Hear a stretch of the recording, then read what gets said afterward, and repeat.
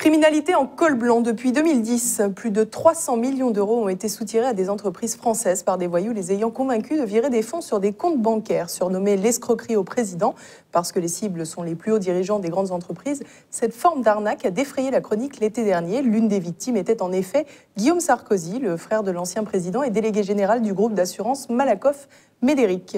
Le phénomène prend une telle ampleur que les forces de l'ordre parlent de délinquance industrielle. D'après une note du service central de renseignement criminel de la gendarmerie, une même entreprise peut être la cible d'une vingtaine de tentatives avec en moyenne une réussite sur 10. Le mode opératoire des escrocs consiste à se faire passer au culot pour un très haut responsable, voire le PDG d'une entreprise, et à se faire verser par les personnes habilitées, des sommes allant jusqu'à 2 millions d'euros sur des comptes étrangers.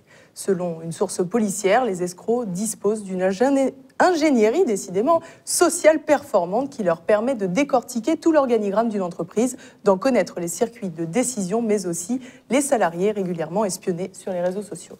Les escrocs opèrent depuis des plateformes téléphoniques situées à l'étranger, ce qui leur permet de louer les numéros de téléphone et des adresses IP aléatoires. L'argent volé transite sur un premier compte situé à Chypre ou dans un pays d'Europe de l'Est et finit en Chine ou en Israël. Selon une source policière, la majorité des entreprises françaises sont la proie d'escrocs franco-israéliens.